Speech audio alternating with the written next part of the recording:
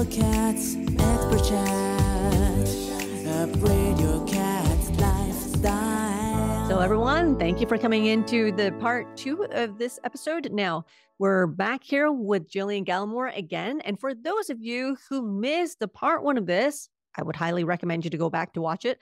But not only that, I'll reintroduce her in case this is the first time that everyone is watching. And by the way, thank you so much for being with us once again. Thank you. Thank you so much for having me. I'm very happy to be back.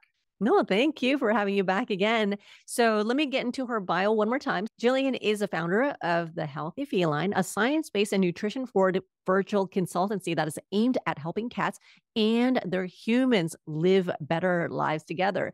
She believes that health begins with nutrition, and she focuses her work on diet and behavior. Not only that, she employs force and fear-free training techniques while helping guardians manage things like litter box issues, aggression, excessive vocalization, destructive scratching, obsessive behaviors, obesity, and pickiness, and all that good stuff. She has worked and volunteered in cat rescue for over a decade, and she has spent a lot of her time in her career that is rehabilitating under-socialized cats. And that is in the Toronto, Canada area. So if we have anyone that's in the audience that's from Canada, woo! Yay, Canadians. And working with rescue groups and shelters, Jillian has rehomed about 1,000 cats, dogs, rabbits, and birds and reptiles. She lives with 2 cats, a greyhound, and a husband who are all the loves of her life. So let's get right into it. Part 2. Are you ready? I'm ready. Let's do it. Okay, let the interrogation start. Okay, so let's start with something rather lightweight first. So this is one of the questions that my community asks all the time. So we're going to put that as number 1 is what are some common misconceptions about cat behavior and how can cat guardians better understand their cat's needs? I know this is a very general question, but I just want to know what's some of the things that are the top of the chart from your experience? Yeah, it's a really great question. A lot of times we're putting our human emotions and tendencies onto our cat. So I find that we tend to say that our cat wants revenge, or they are doing something to spite us, or they have some sort of cognitive ability that we have, but they don't. Cats are highly intelligent, emotional beings, absolutely, but they don't think in terms of revenge or getting back at someone or something. So that I find that's the biggest myth that I hear. For example, my cat peed in my luggage, my suitcase when I moved or when I was going on a trip. So they're mad at me. And it's really not that. It's usually your cat is stressed. Your cat is saying, I need to soothe myself. In order to do that, I need to put my scent in around this area to make me feel better. So to get into the mind of the cat, I think is really invaluable for the bond that we have with our animals, and really, really emphasizes the fact that cats are not spiteful. They're not vengeful. They love you in their own way. And I think that's really important. Oh, definitely. And I completely agree with what you say. And sometimes I kind of bicker with my friends and I say, do you pee on your parents' bed when you're mad at them? But yeah, it's just a joke. But that it is true. They don't have the same type of thought processes as we do. They don't see the world the same. They don't see us the same. If anything, it's a lot more simpler. And I know something that you talked about that's in relation to this is guiding cats' behavior a certain way, but without punishing them and not using a forceful way. Because a lot of people still revert to the classic punishment model, which fortunately it's getting discouraged more and more. So if you could tell us if there's any ways that we can guide our cat's behavior in a positive way by not punishing and not using forceful ways, that'd be great. We'd love to learn from that. Yeah, some of the common tactics that I hear a lot is you're using a spray bottle to spray water at your cat, or you've put like the spike sided up to deter your cat from going somewhere, and that can hurt their paws, or even just loud voices, clapping, anything that produces a fear response in your cat. So you're trying to affect behavior. You're trying to get the cat to do something, or probably you're trying to get the cat to not do something. Right. And the issue of telling a cat to, or any animal, us too, to not do something is, okay, what do I do then? So in order to get past this is what I don't want you to do, we need to start teaching them new skills maybe, or even just, this is what I would like you to do instead. So rather than scratch your couch, as an example, let's scratch your scratching post where I want you to scratch. So it's a lot about taking away the, I don't want you to do this, and inserting, this is what I want you to do. So a lot of times that's teaching a new skill, training, in that it's just such a kinder approach to how we're interacting with our cats. Unfortunately, with deterrence, with tactics that tell our cats not to do something, a lot of the times can ultimately damage our relationship with our cats. It can increase stress. It can lead to distrust with your cats. Your cat no longer trusts you. It can lead to more tension in the household. So let's say you have 10 cats, it can be a high tense situation potentially between the cats, and then you even have a disagreement with your partner, and that ratchets it up the tension. And then the final straw is, oh no, you've peed in my suitcase and now I'm yelling at you. And then we're just in a high stress, high tension situation. I really like this saying that I've recently learned about, there's cake in the fridge.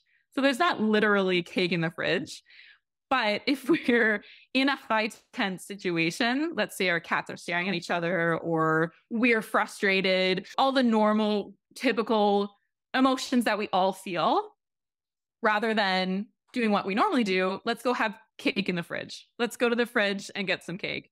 So that could be you're having a little snack and then your cat gets a little snack and then it's just a reset. It's just a nice sort of like way to reset the emotions, start again and reevaluate what's going on.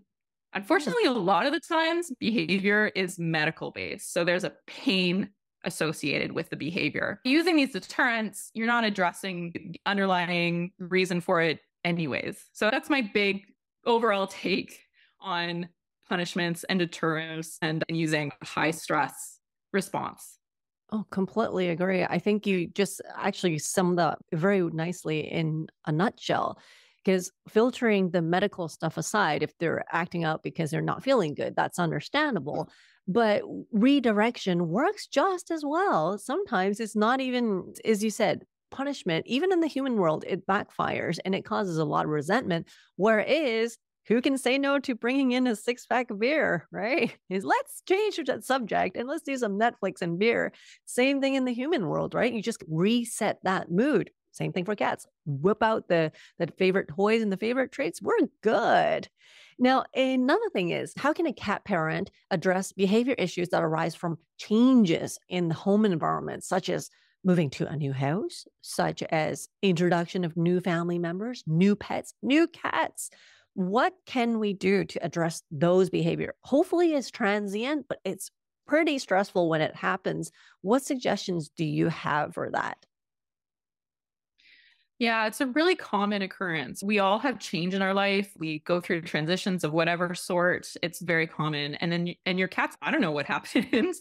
So it's really helpful to guide them through that process. If we're moving houses, I really like to start in one room first. I think of cats as agoraphobic. So they are afraid of big open spaces, especially when they don't know. They don't know where their resources are. They don't know where the water bowl is or the litter box or what have you. They don't know where to hide. They don't know their favorite spots yet. It's all a commotion. Yeah. So to start in a smaller room really tends to help them get used to that room.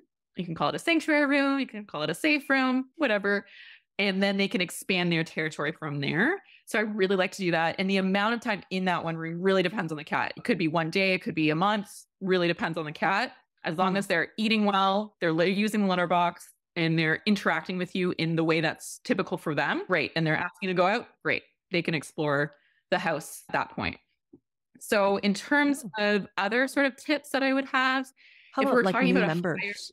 Yes, yeah, absolutely. New human members, new cat members, new dog members, to have a separation, a choice to interact with that new member in whatever form that new member is really wonderful. So they have the choice to disengage. They have the choice to walk away or go into another room, or they can approach the new member. With other animals, I would probably start them separately. And then there's like a couple really great steps that you can take to introduce.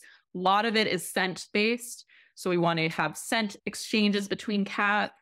We want to keep cats and dogs safe when they start to interact with each other. We want to manage that and supervise as much as possible. In terms of humans, I know a lot of cats like to use a human's bassinet. You're like, you're buying things for your baby, but you're buying things for your cat. That's all scent based. The cat wants to put their scent on that item. So that can be fun until you have the baby, in which case you might need to offer the cat somewhere else. But that's more specific. That's a more specific situation. You can also talk to your vet about anti-anxiety medications. A really great combination is medication and behavior and training modification. So they work hand in hand. If you're going to do one of them alone, you won't be as effective unless you're using them together. So talk to your vet about potential anti-anxiety, anti-stress options. A lot of times, if, let's say your cat really hates taking pills, or you just can't get meds into them, there are transdermal options where you can put the medication on their ear. There's lots of different ways that you can start to train your cat to accept pills or liquids or whatever form the medication takes. So a cat behaviorist can help you with that. Your vet might be able to help you with that. There's some groundwork that you would have to do clearly, but there are options. I really do like the transdermal options for high stress cats. We don't want to give our cat anti-anxiety medication that then makes their anxiety worse, right? So we want to help them through that process without adding to their stress. So I think that's a really great option. Medication. Sometimes people don't typically like to give their cats meds, or they're hesitant, or they've had a really bad reaction. That's where a conversation with your vet comes in handy. You can talk about the different options out there, because there might be a solution for you and your cat that you might not have heard about yet.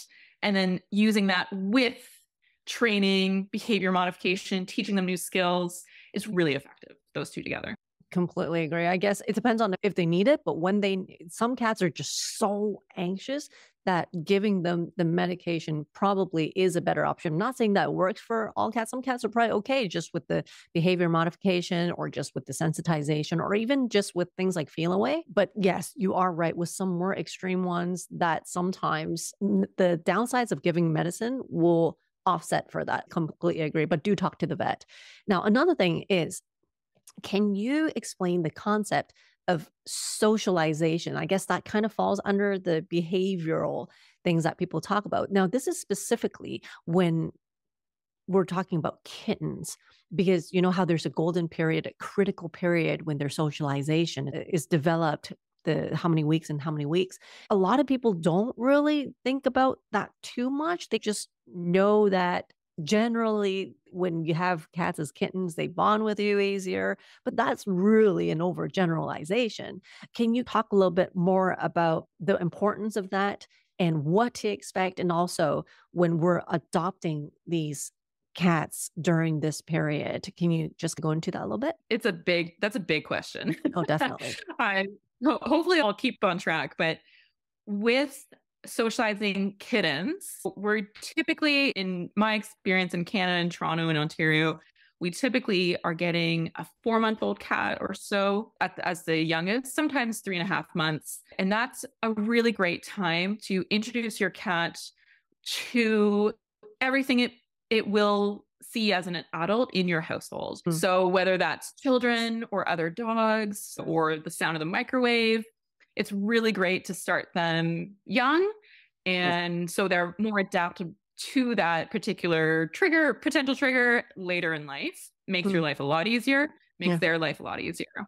What I would not recommend is something called flooding.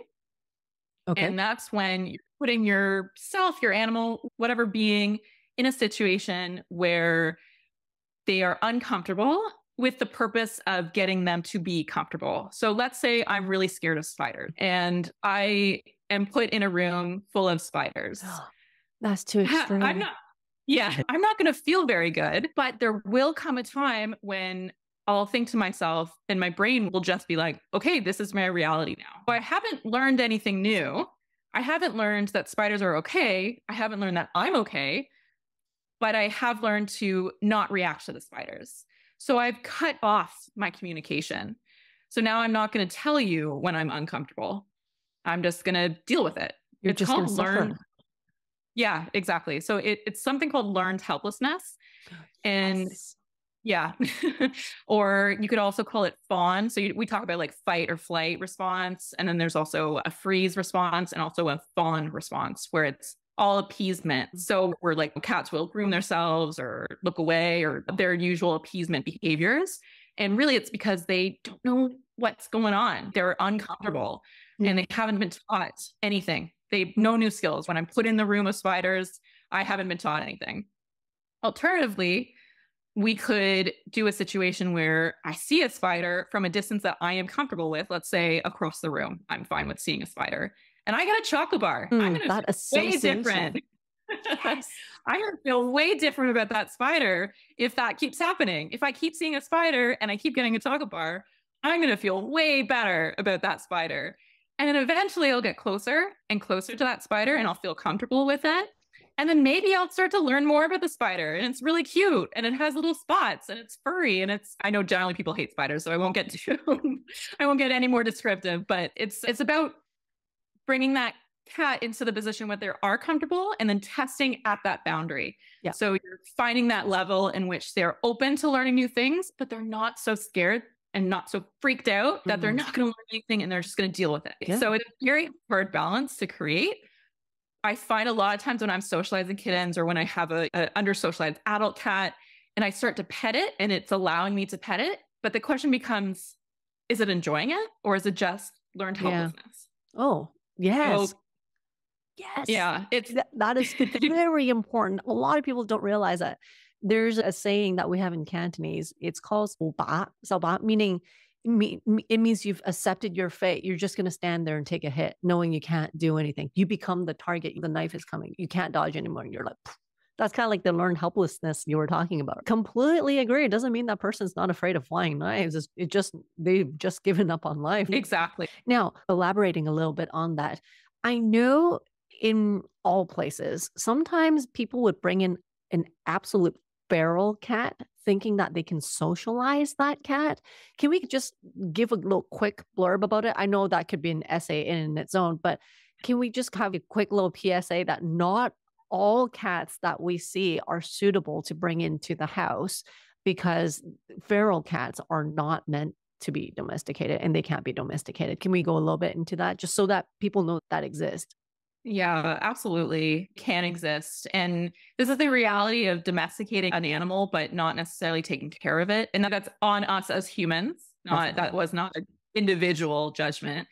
So we can absolutely have feral cats. I define feral cat as no different from a raccoon or a squirrel or a coyote or a wolf. You pick your favorite wild animal. They are not comfortable being around humans. They are higher stress in the presence of humans than without. So I work with something called Trap, Neuter, Return, which your viewers might be familiar with. The TNR programs.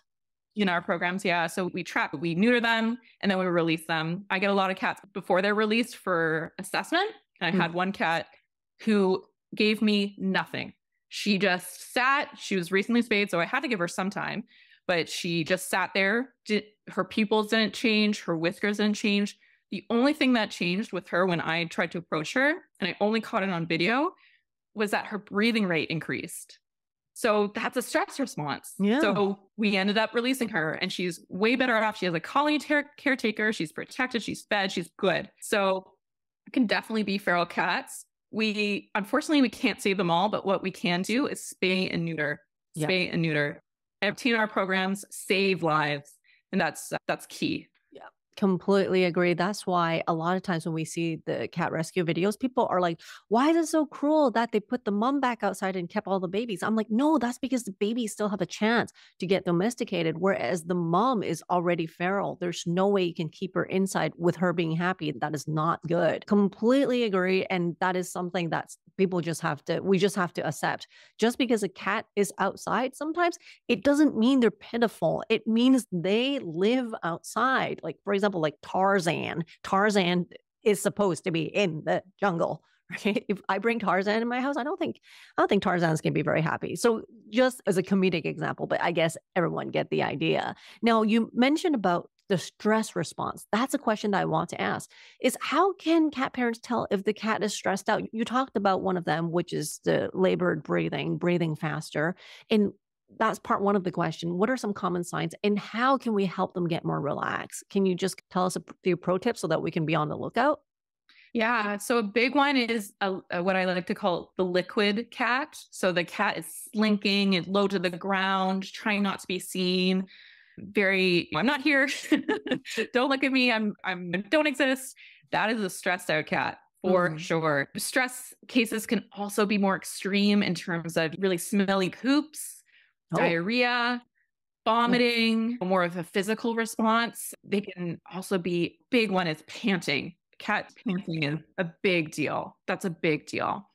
And then if you have a cat that's walked on clear floors and you can see a print from their paws, that's a stress. Sweating, right?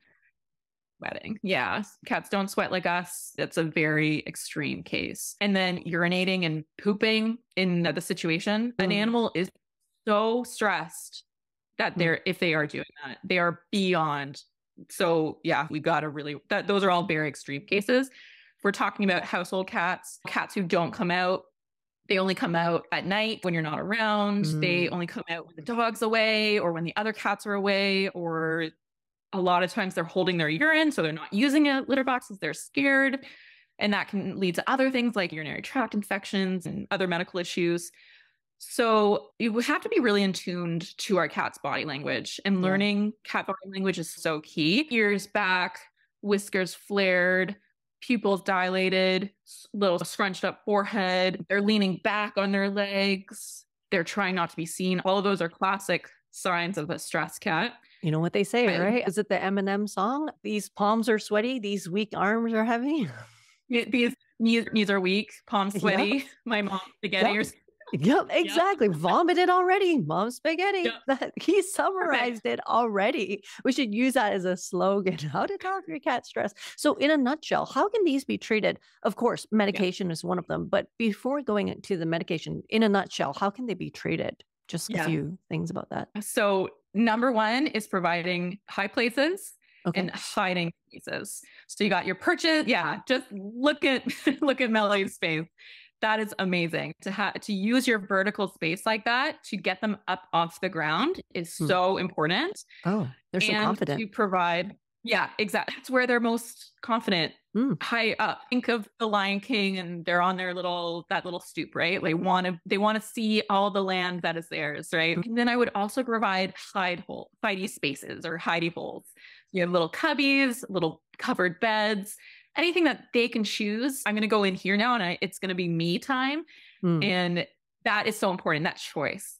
And actually, speaking of choice, consent is a big deal to make a cat feel more confident and to trust you. So if they're not asking to be pet and you pet them, the trust might be broken or at least compromised. So we want to listen to our cat's needs, build up that confidence behavior by giving our cat the option to opt out or opt in. Yeah. And giving our cat choice and agency is so important.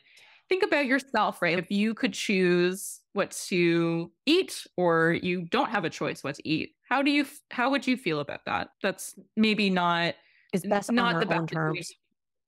Yeah. There's so many choices that we already make for our cats. To give them choices as much as we can will really build up that confidence. Oh, for sure. You mentioned about some of the hiding stuff, the confident up the superhighways up there. That kind of answers half of my next question is environmental enrichment. Can we actually kind of give everybody kind of some hacks and some tips and tricks what direction to look at? A lot of people say, I got them these extravagant toys. They don't want it. They only want the box. You hear that as a joke. That's true. What are some things we can do for environmental enrichment? You said hideouts. That's one of them. High places. That's one of them. Any other stuff? Yeah, bird TV or cat TV is great. You have a bird feeder on your window. There's these great ones that suction cut to the windows. Oh, or not the actual TV, but things for them to look at for entertainment. Ah, both. There's like cat YouTube that you can go on and have it's basically just birds. Yeah. So you can absolutely do that on your iPad or whatever device. And then also do a bird feeder outside the window. Those are really great. Anything that your cat likes to do. So not just playtime, and playtime is very important, absolutely. But you spend time with your cat, brush your cat, read a book to your cat. However way your cat wants to spend time with you is enriching. Enrichment is such a broad topic. It covers all the senses. So not only playtime and activity, but also brain and mental stimulation. So you could let's say your cat is indoor only and you bring in some sticks from outside, or your cat really likes to smell your shoes. So you go for a walk and then let them sniff your shoes and things like that. You can create nose work. You can create nose work activities for your cat. So they're sniffing around, they're finding the treat. There's so many different things that you can do. That's really fun and increases the bonding between both of you. Clicker training is so much fun as well. That's definitely my number one, clicker training. Stimulate the senses. Variety is the spice of life, as they say, which this leads me to the last question. What are some strategies for introducing a new cat into the household with existing cats? Now, when I say this, I'm assuming that people would probably already have a resident cat or resident cats. Do you have any good pointers for us who want to add more cats to the population? Can you give us some good quick pointers and good starter guides and just some quick red flags to look for? Yeah, it's always so much fun to add a new addition and to have our cats have a little buddy, right? I think the first thing is to address the stress of the incoming cat.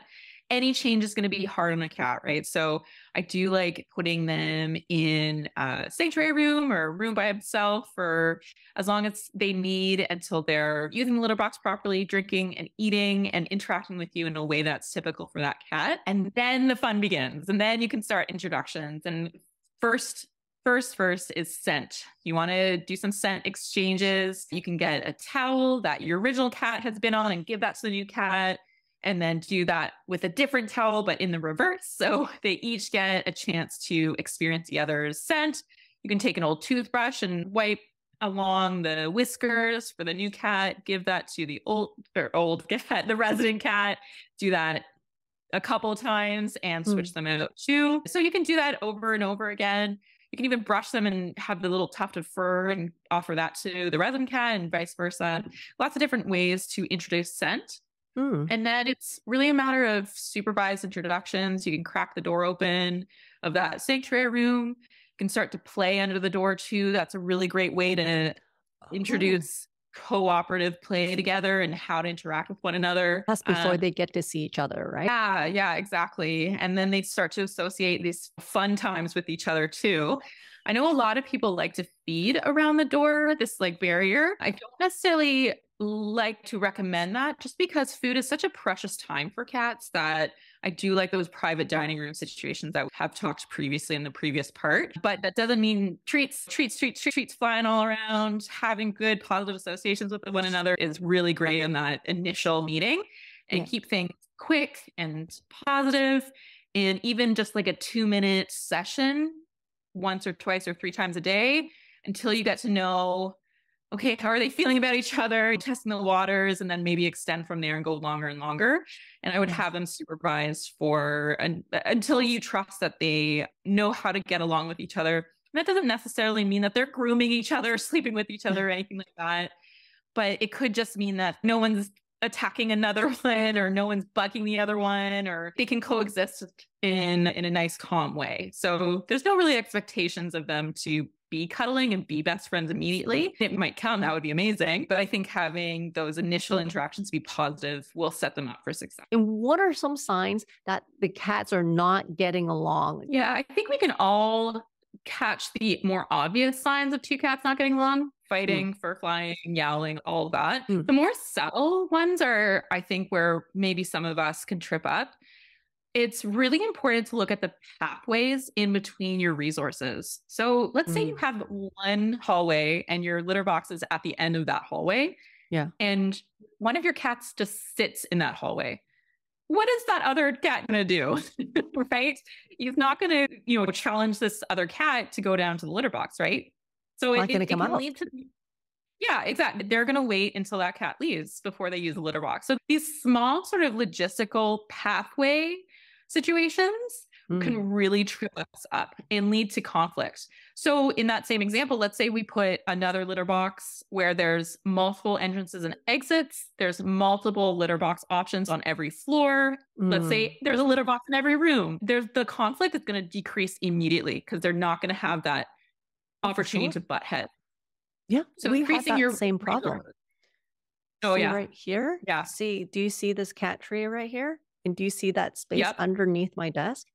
My litter boxes, because we live in an apartment, there's 9 here and 1 in the bathroom, and they're all stacked up like Tetris. Not the most ideal, but because they're open-ended at the bottom, and the ones at the top are top loaders. So the ones that are confident can use the lidded ones if they want. And the not so confident ones use the ones at the bottom. But the problem is the path. So as soon as I dug out all the stuff that was under my desk, the bully cat can be blocking down there, so they can bypass them and go in between here, or just jump across and jump over them if they want. So instead of putting a litter box somewhere else, I actually made another superhighway for them to just detour and just dodge that cat. So you're right. It is that path. Yeah, absolutely. That could be also water bowls and food. I like to always feed my cat separate if possible. So if it's up high or even another room or on a schedule, that's private dining rooms is the ideal situation. It really reduces any tension. For sure. I think the main symptom or main sign that you could look for if your cats aren't getting along is staring, and really higher management for those situations. So we want to interrupt that staring. You can do that with chopping some treats or going to the fridge for some cake. Yeah. I love that one. It's so good. So you can just break it up by even just standing up or walking in between them. The main thing, though, that I will end with is safety. You want to make sure that you are safe, number one, and then the cats are safe. So if you want to have like a laundry basket handy, so you can just pop that on one of the cats, or a heavy duty blanket if you need to just drop the towel on one of them. We want to make sure that we are safe. If we're grabbing a cat that's in the midst of an attack or really high stress, they're really tense, and we're getting in the way, we're going to get hurt. So we got to protect ourselves too. And I think you touch on quite a few things I also hear all the time. One is people can't really tell the difference between play fighting and actual fighting. So I always tell them if there's no hairs flying around and there's no actual bloodshed from biting or whatnot, then generally it's not too bad. Right? That's how they learn. Sometimes there are boundaries. Of course, you have to supervise it and you have to really learn what's happening. And second of all, you mentioned about the scent swapping. That's something that I did too when I had a cat that was coming in and she was just hissing at everybody. So after the body check and everything, I took like their favorite meat, the cat snack. And then I was like, okay, you guys on the other side of the door, you'll take a few licks, take that. And you take a few licks, and then by the time they see each other, they're so familiar with their scent and they didn't even need a barrier. They're like, yeah, I had some of your food before. So that was pretty cool. And you also said one thing that I thought was very important, and I think a lot of cat parents should know, is that cats don't have to be absolute besties with one another. Just like we don't have to love or like anybody if we don't want to. Sometimes just being okay with one another maybe the best that I could ever get. Because don't forget, we're the one that's domesticating them and putting them in the same household. If they're not going to be besties, they're not going to be grooming or sleeping with one another, but they're okay. They're not going to fight. They're like, hey, yo, just that's cool. And I just thought that's something that a lot of people have to think about because they always idealize it. They're all going to sleep together. They're all going to welcome you with open arms. I'm like, do you do that to all your friends? Yeah, it's these like movie sort of expectations that we get, right? Like, of course we want our cats to get along. Of course we want the cuddling and the cute pictures and how they like form a little heart together. That's the dream. Exactly. But it doesn't necessarily happen all the time. And that's okay too, right? We'll love them no matter what. Yeah. And of course, when it comes to introduction, being gradual is the key. There's a million ways to do it, but I think the essence is to do it gradually and to be safe. Make sure that we're safe. Make sure that they're safe. And looking at time, it seems like we're good for this episode. I would love to invite you back in the future for our second or third season of our episodes. But I just want to say thank you so much for all the insightful sharing. We learned so many things from you on behalf of our cat community and, of course, me.